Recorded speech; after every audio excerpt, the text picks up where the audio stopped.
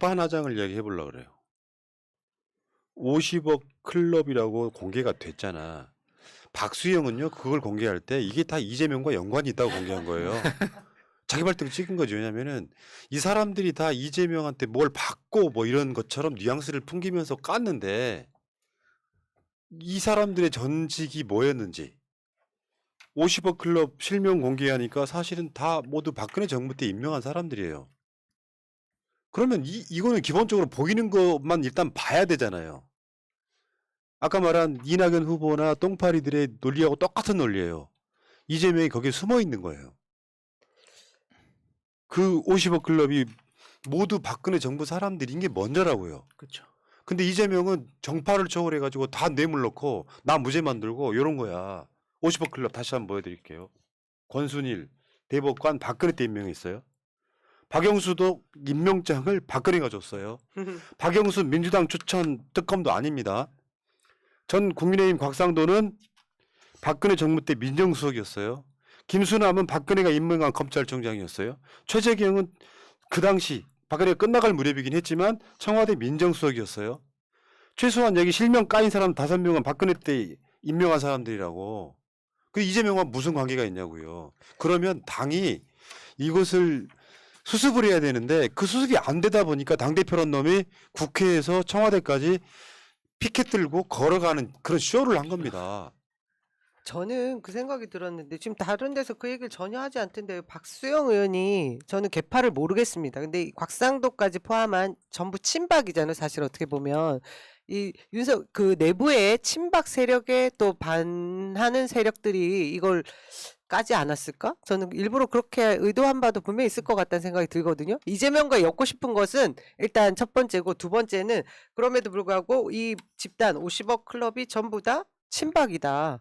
저는 그렇게 생각이 들었어요. 그럼 사실 50억 클럽이 누구 있는지 되게 궁금하긴 했거든요. 50억 클럽에 누가 들어가 있지? 지금 명단이 또 다르다는 얘기도 있더라고요. 네. 거기에 이덕춘 뭐 이렇게 막 남녀 이렇게 궁금하게 했는데 이제 박수영 의원이 까줘서 뭐 일단 그런 궁금증은 좀 풀렸는데 근데 이제 처음에는 저는 박수영 의원이 되게 더불어민주당 의원인 줄 알았어요. 근데 국민의힘 의원이고 그래서 이 양반은 도대체 무슨 뭐 하는 사람이나 봤더니 원래 그 고시 출신으로 행정공무원을 했던 사람이더라고요. 그래서 말씀하신 것처럼 개파가 어디지 모르겠는데 그 수영 잘하시는 분이세요. 박수영이 근데 이제 이게 엑스맨인가 이렇게 해서 사실은 말도 안 되는 엉터리 논리를 계속 주장해가지고 저희 지금 아까도 말씀하셨지만 나오시는 분들이 이재명 지사랑 연금고리를 찾을래야 찾을 수가 없거든요. 잠깐만요. 정치인에는 더럽게 불편하네.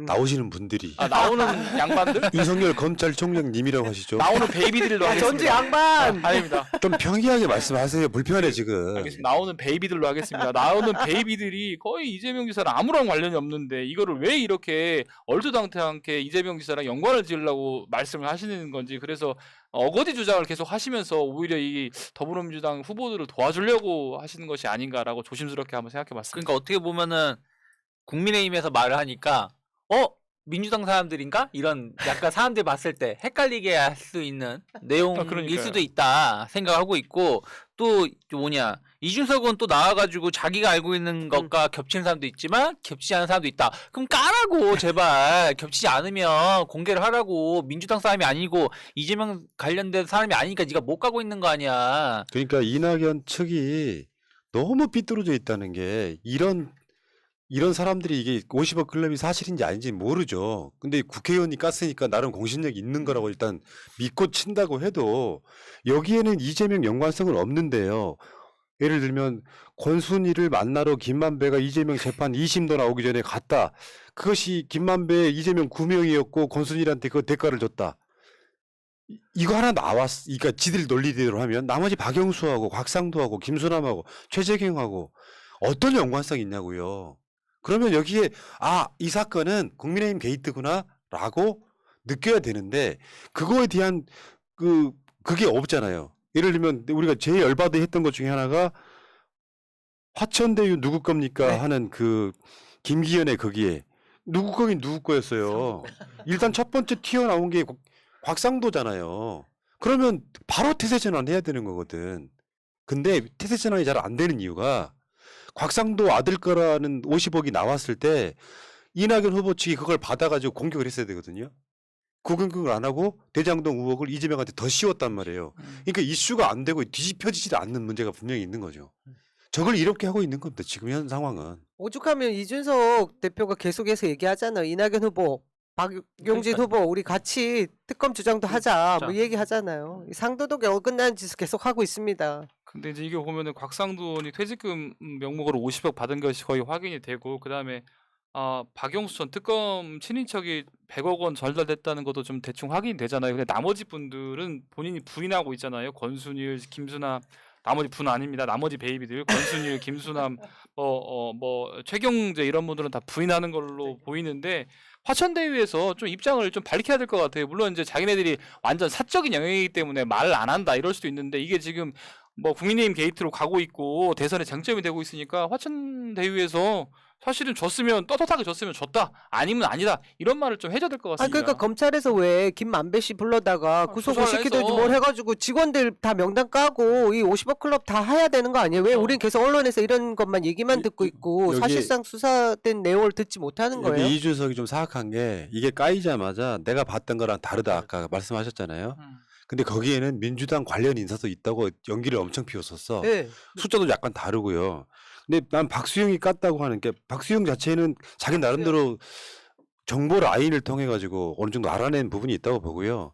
즉각 반박을 못하는 이유는 박수영이 그래도 이게 50억 클럽이 나름대로 개연성이 있기 때문이라고 저는 일단 생각을 하거든요. 그쵸. 문제는 50억 클럽이 그렇고 이재명 뭐 최근에 뭐 그 아까 그 소위 동파리들이 이재명 지사 고발한 거랑 연관이 있는데 뭐 변호사비 대납해 가지고 막 3억 원 정도를 대납받더니 이걸 이제 고발을 했단 말이에요. 실제로는 그 김기현 이야기 한 번 더 해야 돼요. 김기현 그 도로를 자기 땅 앞으로 나게 만들어 가지고 이 빨간 색깔 1,800배 차익을 봤다. 물론 당연히 김기현 안 했다 그러겠지. 근데 이 구조는요. 어마어마한 사회적 비난을 받아야 됩니다. 박맹우와 김기현은 그냥 일란성 쌍둥이 같은 거예요. 주고받고. 김기현이 국회의원 하던 시점에 박맹우는 울산시장을 거의 나란히 3선을 해요. 그리고 박맹우가 울산시장 더 이상 못 나가니까 위치를 바꿔치기 합니다. 박맹우는 울산 남구을로 그리고 김기현은 울산시장으로.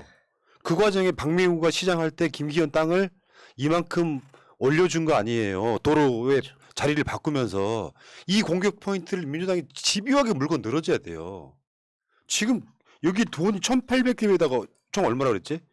가격이 640억. 이게 이런 걸로 공격을 해야 된다고. 그래 이슈가 되는 거죠. 이것만 뭐 양희원 의원이 발표한 걸로 끝나버리면 안 되는 거죠. 캠프에서는 논평도 내고 하는데 언론이 안 안 받아주고 당에서도 같이 쏘아주지 않고 있어가지고 뭐 우리끼리 이렇게 떠들고 있는 거죠 지금 그 상황이. 당에서도 좀 이걸 강하게 더 몰아붙이고 해야 되는데 진짜로 요즘에 민주당 보면은 물론 그전에도 그랬지만 좀 답답함이 좀 많이 느껴지고 있습니다. 언론이 뭐 가만히 있지만은 김기현 의원 속으로 되게 당황하고 있을 것 같아요. 이걸 어떻게 하나. 그런데 이제 조마조마 할 것 같은데 사실은 제1야당이 지금 원내대표를 하고 있잖아요. 그리고 이렇게 공격을 받고 있다고 칠 수 있으면 본인 스스로 좀 입장을 좀 밝혀야 될 것 같아요. 이게 말이 1,800배지 이게 지금 이 이익 자체만 좀 수백억이잖아요. 뭐 지금 뭐 50억 클럽이 아니라 이제는 뭐 600억 클럽도 있을 수도 있겠다. 예를 들면 이런 식으로 주고받게 하면서 자기 어떤 부지에다가 길내거나 하면서 수백억 매매 차익을 노리는 그런 클립도 있을 것 같으니까 예. 사실 굉장히 좀 제명해야 밝혀야 됩니다, 입장이. 제명. 이게 대장동 건을 그 민심을 폭발시켰던 게 결국은 뭐 자본금 뭐 5천만 원 5천만 갖고 1조 얼마 벌어들였다 이런 게 있느냐라고 했단 말이에요. 김기현이 그 맹지 임야가 34,920평 매입 당시에 평당 3,800 그러니까 아니, 다 합쳐가지고 3,800만 원에 샀고 지금 총액이 추정치가 640억 원입니다. 그 평당 1,000원 조금 넘는 거였다고 네. 했잖아요. 그래서 2007년 8월 달에 착수 보고 기획 구간이라는 게 있었고요. 이쪽 화면상은 이렇게 해야 되는구나. 있었고요. 그렇네요. 근데 12월 달에 바뀌어요. 근데 그 공교롭게도 김기현 땅을 지나간다고. 요거를 누가 했느냐? 박맹우가 했단 말이야.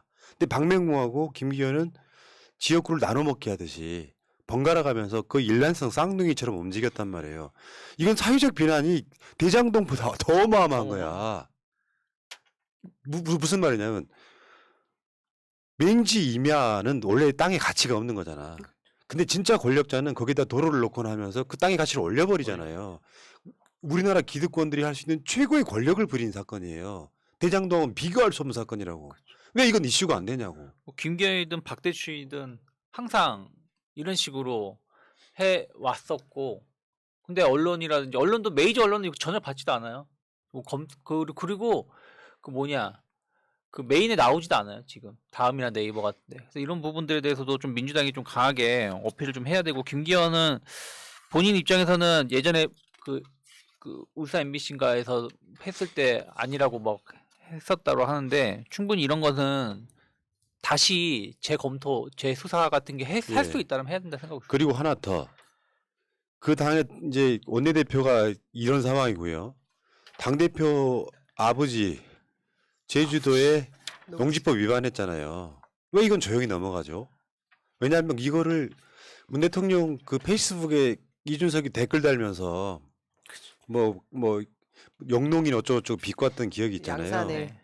이거 대국민 사과해야 될 사안이에요.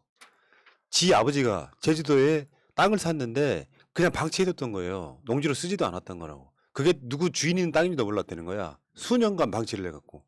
결국에 지금 이게 그 제주 서귀포시에서 농지 처분 의무 부과를 했다고 하더라고요.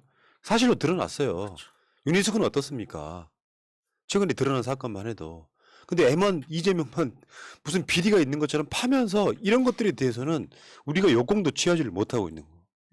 근데 이준석 당대표가 국회의원 선거에 3번이나 나왔었잖아요. 근데 3번 나오면 우리 아시겠지만 재산 신고를 하게 돼 있잖아요. 그러면 그런 동안에 혹시라도 아버지가 농지를 갖고 있었다는 것을 알 수도 있지 않았을까라고 좀 조심스럽게 생각해보고, 그렇지 않다고 하더라도 사실은 지금 제1야당의 당대표로서 지금 계속 그 뭐 농지법 위반이나 부동산 투기 때문에 국민들이 분노하고 있는 지점인데, 이런 게 좀 백일하에 드러났으면 공식적으로 사과를 해야 된다고 생각합니다. 그리고 본인이 그동안 공격해왔던 거 생각하고 역지사지하면 당연히 지금 사과를 해야 되고요. 아니 진짜로, 아니 이준석은 거기다가 지금도 부모님과 같이 살고 있잖아요. 중계동에 거기서. 그러니까 부모님과 계속 살고 있는 사람이 부모님이 제주도에 땅 샀는데 야 제주도에 땅 샀다 밥 먹어서 그런 얘기 안 했다는 게 말이 돼요? 그리고 본인 군대 문제도 빨리 이거 서류를 제출하라니까요. 본인과 관련된 거는 제출 전혀 안 하고, 본인 가족은 자기 아버지의 일에 자기가 몰랐다고 그러고, 그러면 민주당에서는 다 알아야 됩니까?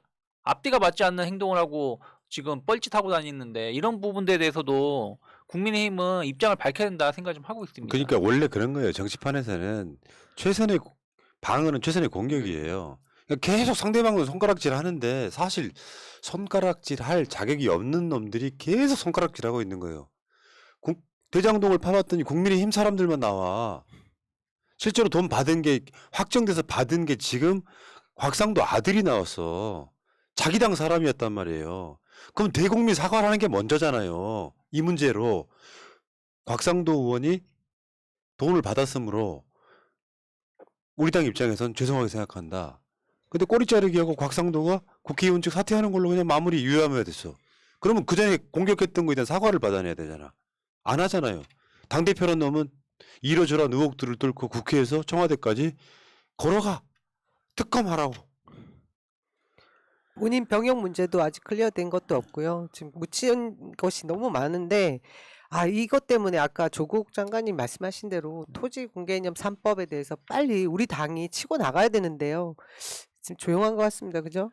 최소한 나는 그렇게 생각해요. 정파적인 걸 떠나서 아주 조선일보 시각에서 양 진영을 똑같이 바라보는 시각은 아니어야 된다고 생각합니다. 대한민국의 기득권이 누구고 그 기득권들을 통해서 잘못된 그 휘어진 잘못된 구조를 왜곡된 구조를 바꿔내는 과정의 시야를 갖고 있어야지 단순하게 경선을 이기겠다고 없는 이재명 끌어들여서 어딘가에는 이재명이 받은 흔적이 나올 거야. 나올 때까지 봐봐라. 뭐가 나올지. 문제는 그런 과정 속에서 민주주의적인 기본적인 절차도 안 지키는데 심지어는 무능하기까지 해. 상대방이 이러이러한 어마어마한 것들이 나오지만 공격을 못해. 늘 수세적이면 당한다니까요.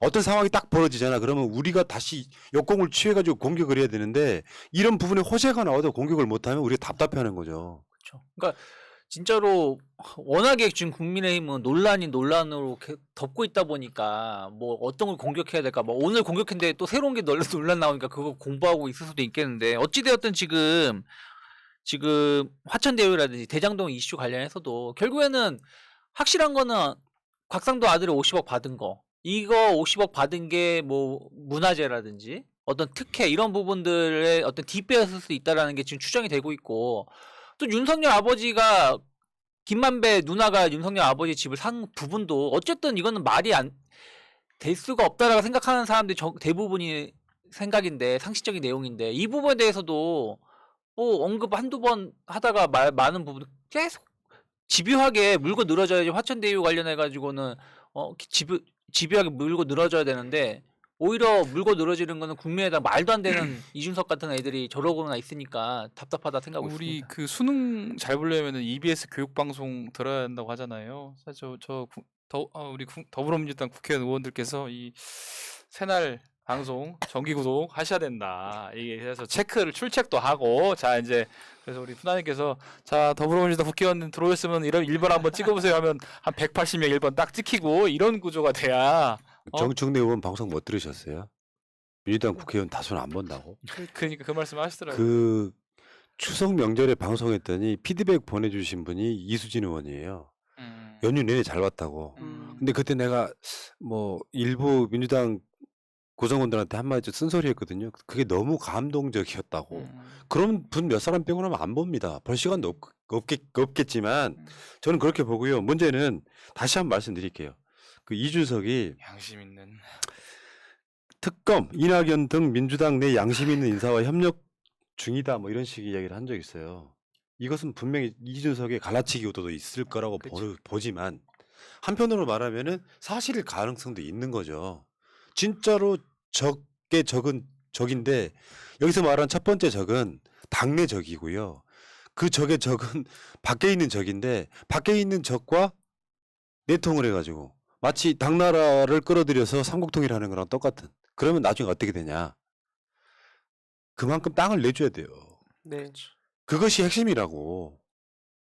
이런 짓 좀 안 했으면 좋겠는데 정권 잡는 게 문제가 아니라니까요. 정권 연장을 정권 재창출을 해서 우리 가치를 5년 더 이야기할 수 있는 그걸 만들어내는 게 민주당 구성원들의 모든 사람들의 전 책임이라고 생각합니다.